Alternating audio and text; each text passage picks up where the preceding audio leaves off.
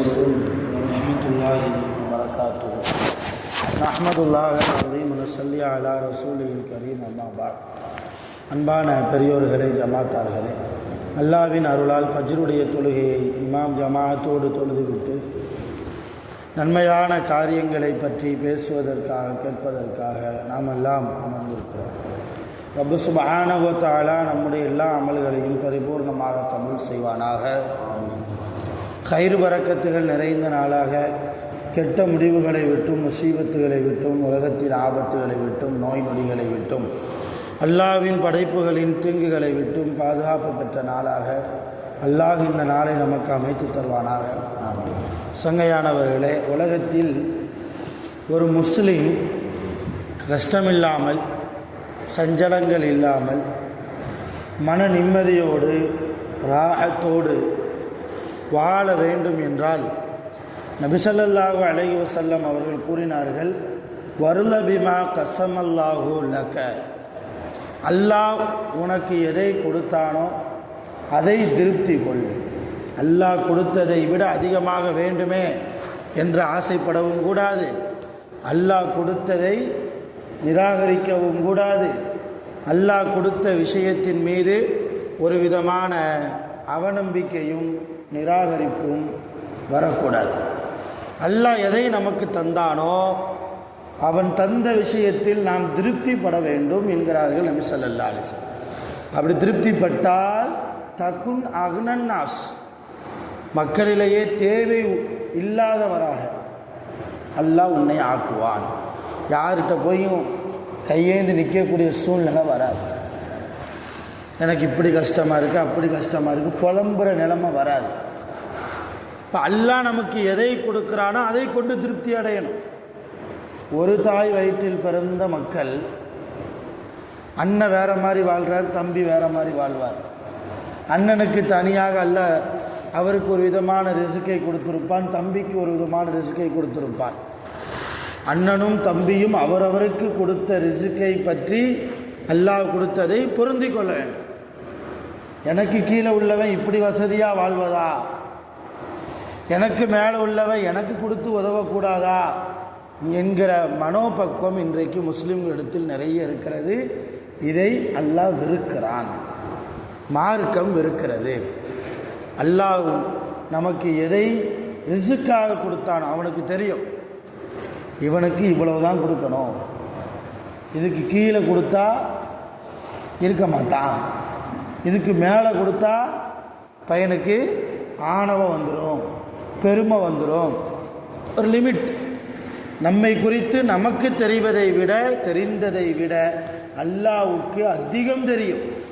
அது குர்ஆனிலேயே அல்லாஹ் சொல்கிறான், அலா யஅலமு மன் ஹலக், படைப்புகளை பற்றி படைத்த ரப்புல் ஆலமீன் எனக்கு தெரியாதா என்று கேட்கிறார். வஹுவல் லத்தீஃபுல் ஹபீர், அல்லாஹ் மென்மையானவன், இரக்க குணமுடையவன்.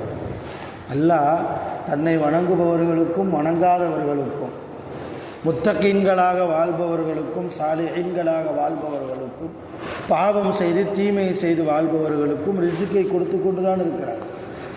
அதான் வஹுவல் லத்தீஃப், அவன் இரக்கமுடையவன் அடியார்கள் மீது. யாரையும் பட்னி போடுறதில்லை அல்லாஹ். நம்மளே பட்னி போட்டுக்கிட்டால் தான் உண்டு. எனக்கு சாப்பாடு இறங்கலை, எனக்கு அந்த சூழ்நிலை, அதனால் எனக்கு சாப்பிட மனசு வரல, நம்மளே அதை யோசிக்கிட்டால் தான் உண்டு. அல்லாஹ் எந்த ஒரு அடியானையும் என்ன செய்கிறதில்லை, பட்டினி போடுவதில்லை. அல்லாஹ் ரிஸ்கை விசாலமாக தரக்கூடியவன். நபி ஸல்லல்லாஹு அலைஹி வஸல்லம் அவர்களுடைய காலத்தில் ரசூலுல்லாஹி ஸல்லல்லாஹு அலைஹி வஸல்லம் அவர்களுக்கும் அல்லாஹ் ரிஸ்கை விசாலமாக கொடுத்தான். இருந்தாலும் அல்லாஹ்விடத்தில் ரசூல் கேட்டார்கள், யா அல்லாஹ், எனக்கு ஒரு வேளை நீ சாப்பாடு தர வேண்டும், மற்றொரு வேளை நான் பட்டினி கிடக்க வேண்டும். ரசூலுல்லாஹ் கேட்டதுவா, எல்லாம் ஒரு நேரம் நான் சாப்பிட்ணும், மறு நேரம் சாப்பிட்றதுக்கு என் வீட்டில் சாப்பாடு இருக்கக்கூடாதுன்னாங்க ரசூலுல்லாஹ். அந்த அளவு என்னை நீ வைத்து விடு, ரிஸ்கை எனக்கு நிறைய தந்து விடாதே. மூன்றாவது ஒரு வேளை பட்டினிக்கு பிறகு அடுத்த வேளை உன்னிடத்தில் ரிஸ்க் வேண்டி நான் பிரார்த்தனை செய்ய வேண்டும், அந்த ஒரு வாழ்க்கை எனக்கு தருவாயாக. அப்படி கேட்டாங்க ரசூலுல்லாஹ். ஏன்னா அந்த அளவு விசாலமான ரிஸ்கை நபி ஸல்லல்லாஹு அலைஹி வஸல்லம் அவர்களுக்கு அல்லாஹ் கொடுத்தான். அதனுடைய விளைவு என்ன? ரசூலுல்லாஹ் கேட்டதுடைய விளைவு, ஆயிஷா அம்மாவுடைய அடுப்பில் பூனை படுத்து தூங்குமா. ஆயிஷா அம்மாவுடைய அடுப்பங்கரையில் பூனை அசந்து படுத்து தூங்குமா. அப்போ எந்த அளவு அந்த இடம் வெப்பம் இல்லாமல் இருந்தால் பூனை ஓய்வெடுக்கும். யோசிக்கிறோம். இப்போ அந்த அளவு ரசூலுல்லாஹி ஸல்லல்லாஹு அலைஹி வஸல்லம் அல்லாஹ் கொடுத்ததை திருப்திப்பட்டார்கள். அப்படிப்பட்ட மக்களாக சஹாபாக்களையும் உருவாக்கினாங்க. அப்துல்லா இப்னு மசூத் ரலியல்லாஹு 2-3 பொம்பளை பிள்ளைய அவங்களுக்கு, அவங்க இறக்குற நேரம், சக்கராத்துடைய நிலைமை, பெருசாக வசதி வாய்ப்புன்னு எதுவுமே இல்லை. அப்போ யார் ஜனாதிபதி? உமர் ரலியல்லாஹு அன்ஹு அவங்க ஜனாதிபதி. அவங்க நேராக வர்றாங்க, அப்துல்லா இப்னு மசூத் ரலியல்லாஹு பார்க்குறதுக்கு வர்றாங்க. வந்து பார்த்தா நிலைமை மோசமாக இருக்குது. எப்போனாலும் அவர் உயிர் பிரியலாம், அந்த மாதிரி நிலைமை. பிள்ளைகள்லாம் பக்கத்தில் உட்கார்ந்துருக்கிறாங்க, பொம்பளை பிள்ளைய. அப்போ அப்துல்லா இப்னு மசூத் ரலியல்லாஹு கேட்டாங்க, பெண் குழந்தைகளை வச்சுருக்கிறீங்க, ஏதாவது சொத்து பத்து ஏதாவது இருக்குதா? உங்கள் காலத்துக்கு பின்னால் அவங்க அதை வச்சு சாப்பிட்ற அளவுக்கு ஏதாவது சேமித்து வச்சுருக்கிறீங்களா உங்கள் பிள்ளைக்கு? அப்துல்லா இப்னு மசூத் ரலியல்லாஹு சொன்னாங்க, இல்லை, எந்த சொத்து பத்தும் இல்லை, சாப்பிட்றதுக்கே வழி இல்லாமல் தான் இருக்கிறோம். நான் இறந்ததுக்கு பின்னால் எந்த ஒரு பணம் காசும் என் பிள்ளைகளுக்கு நான் சேர்த்து வைக்கலை. சரி, அப்படின்னா அரசு கஜானாவிலிருந்து நான் ஏதாவது உன் பிள்ளைகளுக்கு கொடுக்கட்டுமான்னு கேட்டாங்க உமர் ரலியல்லாஹு. இப்போ அப்துல்லா இப்னு மசூத் ரலியல்லாஹு கேட்டாங்க, ஏன், எதுக்கு நீங்கள் தரணும்? எதுக்கு தரணும்னா, கஷ்டம் இல்லாமல் இருக்கணும், சாப்பாடு இல்லாமல் இருக்கக்கூடாது, வறுமை இல்லாமல் இருக்கணும், ஓரளவு நடுத்தரமான வாழ்க்கையாவது வாழணும் இல்லையா? அதுக்காக நான் உதவி செய்கிறேன். தான் அப்துல்லா இப்னு மசூத் ரலியல்லாஹு சொன்னாங்களாம், உங்களுக்கு ரசூலுல்லாஹ் சொன்ன ஹதீஸ் ஞாபகம் இருக்கா? யார் ஒவ்வொரு நாளும் மக்ரிபுக்கு பின்னால் சூரா வாக்கியாவை ஓதுவாரோ அவருக்கு வறுமை வராது, அவருக்கு வறுமை வராது, எந்த கஷ்டமும் வராது. மன கஷ்டமாக இருந்தாலும் சரி, பொருள் கஷ்டமாக இருந்தாலும் சரி, வேறு எந்த கஷ்டமாக இருந்தாலும் சரி, ஒவ்வொரு நாளும் மக்ரிபுக்கு பின்னால் சூரா வாக்கியாவை ஓதினால் எந்த கஷ்டமும் வராது என்றார்கள் நபி ஸல்லல்லாஹு அலைஹி வஸல்லம். அதிலும் குறிப்பாக வறுமை வராது என்றார்கள். நான் என் பிள்ளைகளுக்கு வாக்கியாவை மனப்பாடமாக்கியிருக்கிறேன். அப்துல்லா இப்னு மசூத் ரலியல்லாஹு சொன்னாங்க, என் பிள்ளைகளுக்கு வாக்கியாவை மனப்பாடம் செய்து கொடுத்துருக்கிறேன். ஒவ்வொரு நாள் அவங்க என்ன செய்கிறாங்க, காலையிலையும் மாலையிலையும் மக்ரிபுக்கு பின்னால், காலையில் ஃபஜ்ருக்கு பின்னால் சூரா வாக்கியாவை ஓதிக்கொண்டே வருகிறார்கள். இப்போ அல்லாஹ்வுடைய ரசூலுடைய வாக்கு பொய்யாகாது இல்லையா? அல்லாஹ் இதுவரைக்கும் எங்களை வறுமையில் வைக்கலை, ஒரு கஷ்டத்தில் வைக்கலை.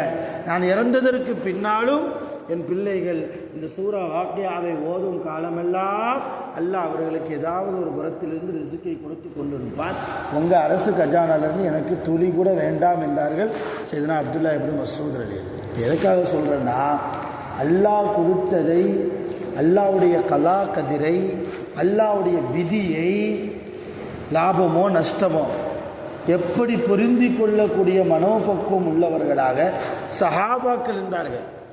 தன் பிள்ளைகளையும் அப்படி உருவாக்குனாங்க. குர்ஆனை கொடுத்தாங்க, இதை ஓது சரியாகும், இப்படி அமல் செய் சரியாகும். அல்லாஹ்வை குறை கூறி எந்த பிரயோஜனமும் கிடையாது. அவன் நியாயமானவன், அவன் அழகானவன், அடியார்கள் மீது இரக்கமுடையவன். நமக்கு வரக்கூடிய சோதனைக்கு காரணம் நாம் தான்.